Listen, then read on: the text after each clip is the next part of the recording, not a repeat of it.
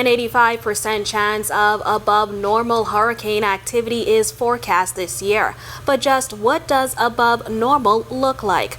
NOAA predicts 17 to 25 total named storms with winds of 39 miles an hour or higher. 8 to 13 of them expected to spiral into hurricanes. 4 to 7 of those might turn into major hurricanes with winds reaching 111 miles per hour or higher. And now we wait and prepare. This is RTV Presents Storm Navigator.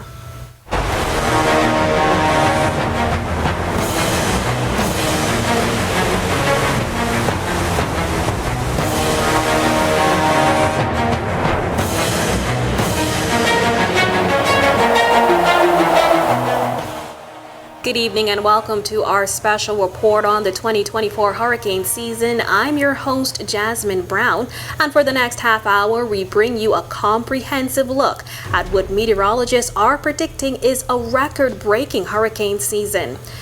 From unprecedented storm patterns to communities still recovering from past devastation, this season poses significant challenges. Here to help us delve into the science behind these powerful storms is meteorologist Greg Thompson.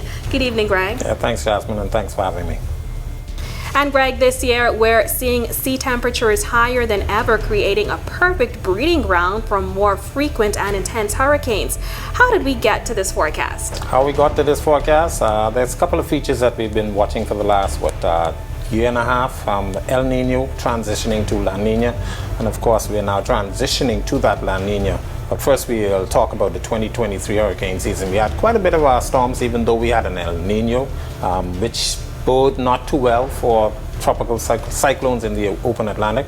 But we had about 20 to 22 systems out there, none of them really impacting the Bahamas, most of them staying well out there in the open Atlantic, and of course that's the way we like it. But of course we are transitioning, like I said, to a La Nina year, and that La Nina is actually creating quite a bit of problems for us. During the La Nina years, we expect lesser wind shear across the open Atlantic, and we have those very warm sea surface temperatures out there in the open Atlantic, and that's added fuel for these systems. So two features in place: the La Nina transitioning into what it's expected to be a peak season, and of course those sea surface temperatures out there in the open Atlantic, 1 to maybe even 2.5 degrees above normal. All right, and with that, Greg, we move now to the already published storm names. The first 11: Alberto, Beryl, Chris, Debbie, Ernesto, Francine, Gordon, Helene, Isaac, Joyce, and Kirk. And before we get to the rest of the names, Greg, I understand there is a new naming system in place. Can you tell us about that? Is it that we're no longer using letters or names from the Greek alphabet? That is correct. The Greek alphabet posed a bit of a problem, so we are starting to transition. We have a supplementary list of names for the seasons, both the Pacific and the Atlantic, all done by the WMO, the World Meteorological Organization. So what they're doing is they are going to create two sets of names. So if you exhaust the first list, you move into the second list, and of course, as you mentioned, we no longer use the Greek alphabet. And of course, some of these names have appeared in other lists in years past, but for the benefit of the audience, what goes into a storm name being retired, where we won't ever see that name being used again? Devastation to areas that the storm has impacted, as well as deaths. Those are some of the criteria that we use to retire these names. And of course, if you don't see that name anymore, they replace that with another letter, the same letter but another name in the alphabet. So you wouldn't see a Sandy anymore, you would not see a Dorian, you probably won't see a Katrina. So those are the reasons why they retire those names. All right, thanks for that, Greg. Much more to get to tonight, including the remaining storm names, plus tips on how to stay prepared this season. And later, we'll show you some storm chasers who come face to face with the eyes of hurricanes. Storm Navigator is back in a moment.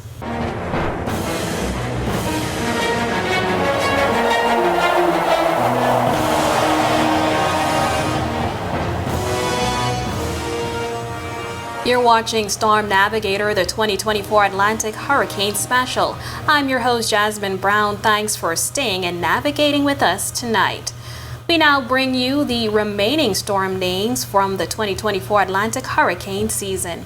Leslie, Milton, Nadine, Oscar, Patty, Raphael, Sarah, Tony, Valerie, and William. And that rounds out the 22 names for potential storms of the season. You'll be able to find a full listing at ournews.bs. And this year, we're seeing sea temperatures higher than ever, creating a perfect breeding ground for more frequent and intense hurricanes. The atmospheric conditions are also primed for significant storm development. Yes, Jasmine, it's not just the science. This special report is more than just statistics and forecasts. It's about the human spirit and resilience. And now more than ever, it's crucial to have a plan in place.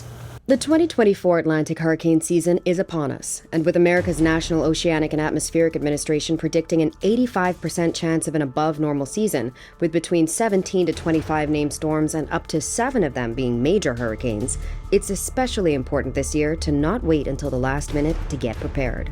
You don't have to prepare overnight, but you can begin by making a list of your needed supplies and purchase them week to week. Things like enough non-perishable food and water for each person for 3 to 7 days, a battery-operated radio and clock, and cash. It's also vital to know where your nearest shelter is. Even if you think your home is sound, plan where your backup location would be. Whether it's a public shelter or the home of a nearby friend or family member, do not wait until you need to evacuate to figure out where that would be. Keep a go bag with important documents sealed in a water-safe holder, some water, non-perishable snacks, cash, and medications you may need. And last but not least, you also need a storm plan for your pets. If you haven't already, have your pet microchipped so you can be reunited if you're separated in a storm. And plan with your network to see if someone would be willing to take in your animals should you need to evacuate. And Greg, as residents are urged to prepare, one of the things we often hear is how difficult it is to understand forecast jargon and what they mean. Two that stand out, El Nino and La Nina. Can you walk the audience through what these terms mean? Right, El Nino and La Nina is a feature in the Eastern Pacific Ocean that happens on a 3 to 3.5 to maybe 4 year period, where they move from one to the next. First, we had El Nino last year, and that bodes for basically disturbing storm development across the Atlantic in our area. What that does is, as its feature, which is a large pool of warm water spreading from the west coast of the South American northern coast, and that spreads all the way across the Pacific, moving into the Australia area. That in turn helps to provide quite a bit of upper level unfavorable winds for the development of these systems out there in the open Atlantic. And now we are transitioning to a La Nina, and what happens with a La Nina is we have a cool pool of warm water actually in the Pacific that moves or replaces the warm water in the Pacific as well. But that leads to weaker wind shear, and that allows the hurricanes to develop. And all of those are contributing to the high numbers that they expected or forecast for this season. And this is going to play a very important role in the development of systems this Atlantic hurricane season. And Greg, I'm sure viewers will hear those terms pretty often over the course of this season, including others, which we'll get to in just a bit. But before we get to those, we're already 12 days into this new season, and there is still time to prepare if you haven't already. And aside from your essential preparation, technology also plays a crucial role in being ready for a storm. While many stock up on food and water, prepare hurricane shelters, and secure their homes, some often forget another important component for hurricane-proofing their life. In the event of the storm, it's important to back up essential information into the cloud, not the cloud in the sky, but the ones found on our computers. IT Help Desk Technician Akil Bahamas Torian Nemor tells us the location of these virtual storage spaces. Firstly, we have something called OneDrive, and that's a Microsoft solution. It's a cloud solution in which you can actually take your photos, music, and videos, and any other documentation that you may have, and actually upload it to the cloud. While it's important to back up files that have emergency contacts, other documents are important as well. Photos, documents, videos, especially your shares videos, you want to keep them. When the storm passes, what should you do? Well, you definitely want to see if there's any water damage of any sorts on things that would have been compromised. I would say give some time for things to dry out. Reporting for Our News, I'm Joshua Williams. And Greg, we saw how important technology was and is, particularly during Monster Storm Dorian in 2019. Residents in Grand Bahama and Abaco who were alive subscribers were able to stay connected. But we don't have to have another Dorian to experience massive infrastructural damage. Obviously, with a forecast of at least 4 to 7 major storms, we should be taking this quite seriously, right? Yes, we should. You could have actually a tropical storm that provides quite a bit of damage. What that does is tends to bring down tree limbs, and if you have those near power lines, then you could be without power for an extended period of time. But when you get the more powerful storms, you get a lot more damage. Plus, you have storm surge moving inland, and you also have a lot of rain. So we do have a lot of flooding that could damage some of the infrastructure. Of course, people living in low-lying areas will know that quite frequently when we do get these heavy rain and downpours along with these systems. Tornadoes also play a part, and of course, they do quite a bit of damage once we get them. And Greg, that's why it's important for us to know and understand these weather terms. Already you've explained El Nino and La Nina, but some other terms we hear often are high pressure, low pressure, and troughs. And of course, we'll hear these quite a bit as the season picks up. But what do they mean? And when should viewers and listeners who hear these terms be concerned? Well, during the Atlantic hurricane season, we tend to look at the Bermuda High, or what we call the Azores High, depends on where it's located. When it's centered near Bermuda, it's called the Bermuda High. When it's closer to the Azores, it's the Azores High. This plays a key role in the direction or the track of systems, as well as some upper level troughs. And the upper level troughs are basically dips in the jet streams in the mid to upper levels, somewhere between 20 to 30,000 feet. But this high pressure system out there in the open Atlantic steers most of the systems towards our area. And depending on the furthest west this high pressure extends, it tends to bring systems well into the Caribbean, and it takes them into the Gulf of Mexico, sparing the Bahamas. And we favor the further eastward track of the system as it steers most of the systems into the open Atlantic. And then these systems tend to not affect many people except Bermuda, which sits out there in the open Atlantic by themselves. And Jasmine, we've got more on the other side of this break, including a look at the storm alert systems. I'll break that down for you, as well as a look at the brave men and women who go deep into the eye of the storm and how their work helps keep us all safe. Storm Navigator is back right after this.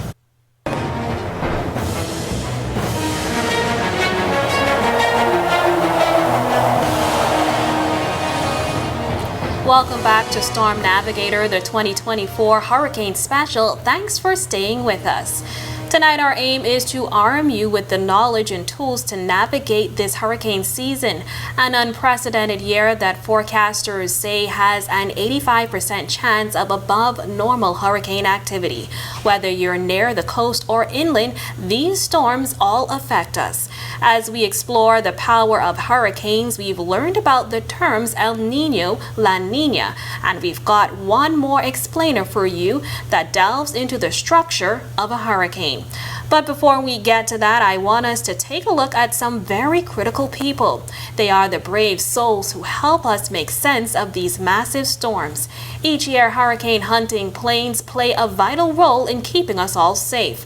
One of those aircraft recently landed in New Providence. Let's take a look. This C-130 aircraft does the impossible, flying into extreme rain and winds to provide valuable data. Acting Director for the Bahamas Department of Meteorology, Jeffrey Simmons, says it's international partnerships like this that are key. They assist us in terms of locating the center of our hurricanes and giving us a good indication of how hurricanes are moving so that we can then share the information, prepare our forecasts, and share it with the public so that you guys can be aware and on alert for what's going on whenever a hurricane is threatening us. The aircraft, piloted by the United States Air Force, has been in service for many years, flying through nearly 100 storms up to date. Another entity that uses this data is the National Hurricane Center.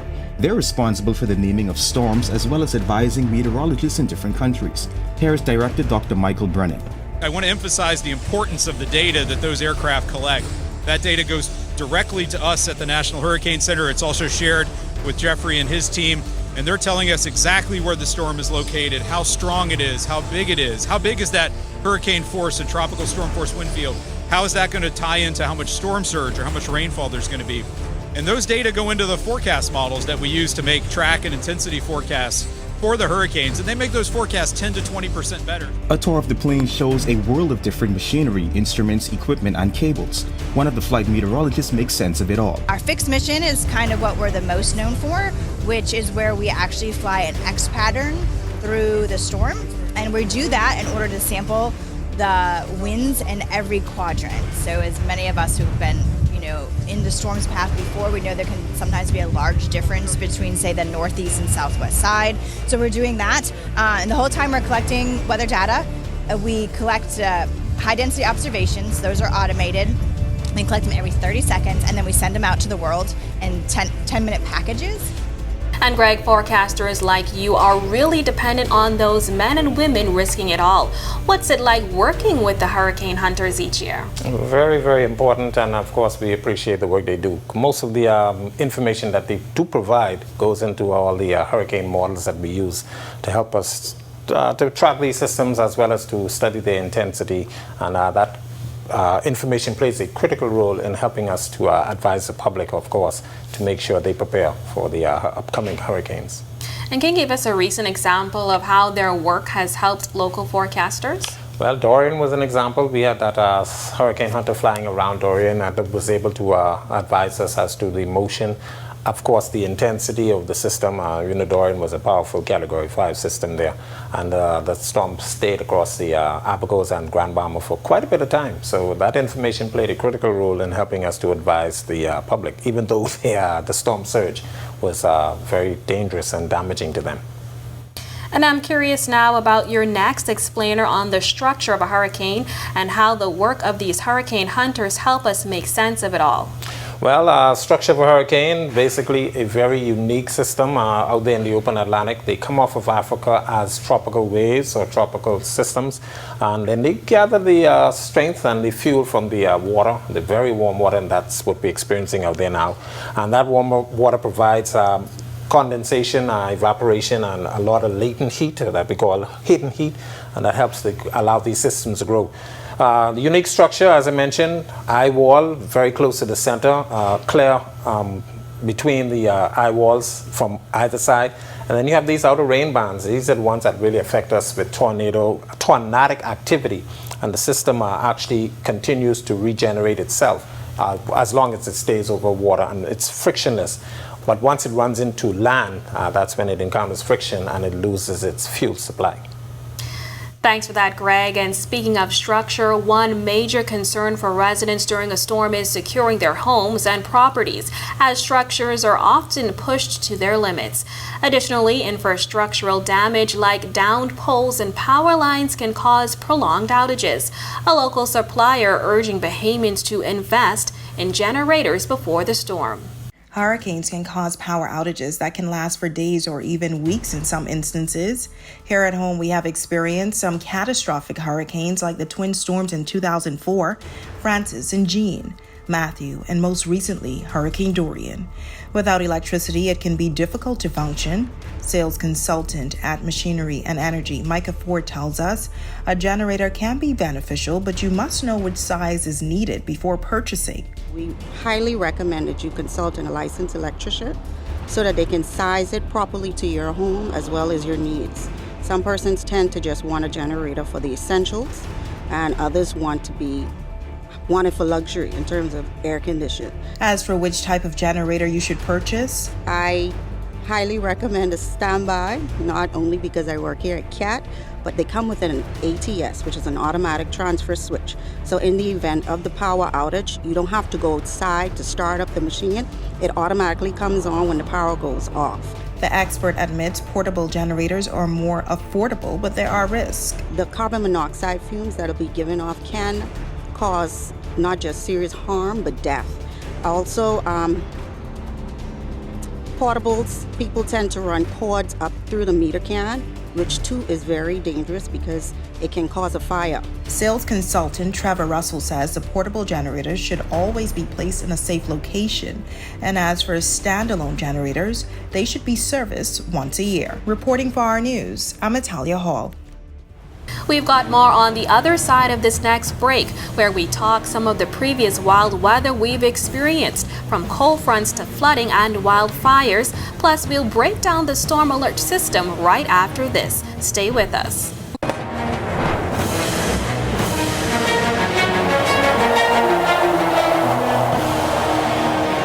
You're watching Storm Navigator, the 2024 Hurricane Special. Thanks for your company tonight. Now more than ever, it's crucial to have a plan in place. As we've heard, forecasters are predicting an 85% chance of above normal hurricane activity this year. It's why we are being urged to make sure we've got the right emergency supplies, know your evacuation routes, and stay informed through trusted sources like us. And of course, meteorologist Greg Thompson is here to help us navigate the storms ahead. And Greg, we've already learned so much tonight, but I'm curious about the weather patterns we've seen leading into this hurricane season. The wild weather included back-to-back cold fronts, flooding, and recent fires. Was this any indication of the kind of season being predicted?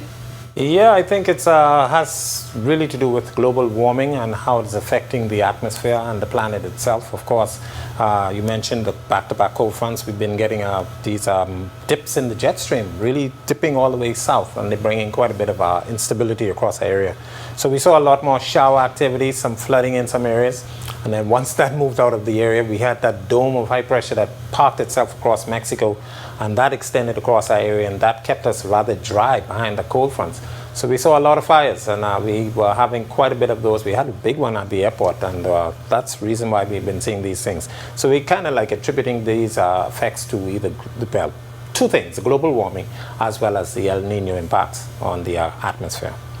And Greg, as we brace for what's to come this season, we will be looking out for all the alerts. Walk us through the storm alert system. Well, the storm alert system, the Department of Meteorology here in the Bahamas, we actually have 3 alerts or 3 warning systems that we put out, an alert, a warning, and a watch and a warning. The alert is when we put out information on the system that could affect us within 60 hours, so it gives us some leeway in which to prepare for the system. Then we have the hurricane or tropical storm watch, which gives us about 48 hours more to prepare for it, but those conditions could affect us within the 48-hour period.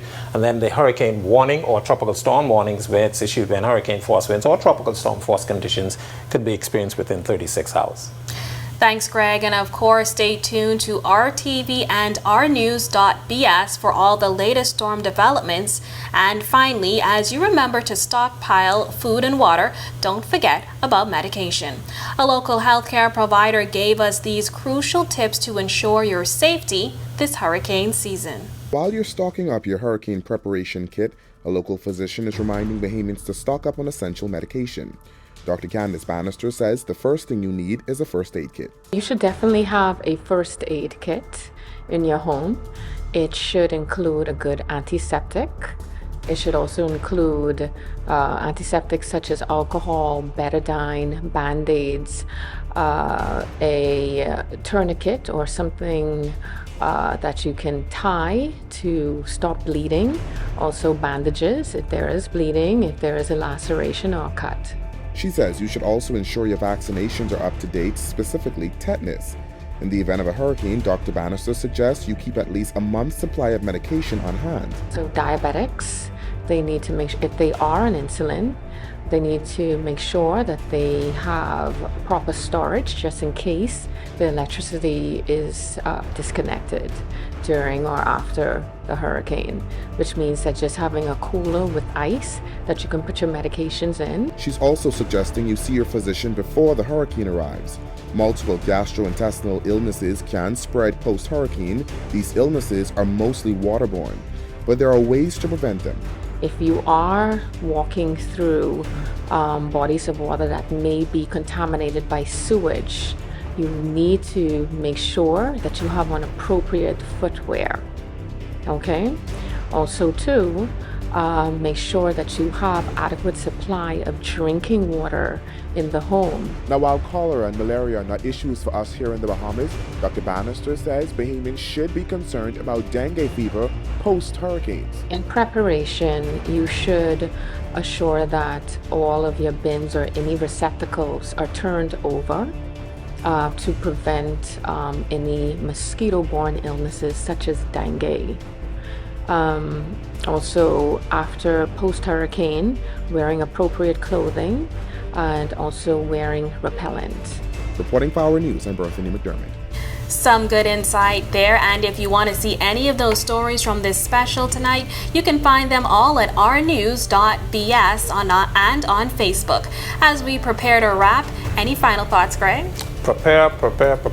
This is expected to be some of the terms being used: hyperactive, above normal, unprecedented season. We've never had 23 named storms forecasted, so if that's any indication of what we can expect this season, we are urging the public to get prepared for any eventuality of these systems affecting us. So preparation is the name of the game.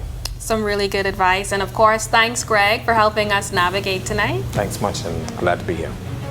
And thank you for joining us tonight for Storm Navigator. Stay tuned to the RTV network for the latest developments this season and follow us on all of our social media platforms. On behalf of meteorologist Greg Thompson and the entire RTV team, I'm Jasmin Brown. Until next time, remember to stay safe and stay prepared.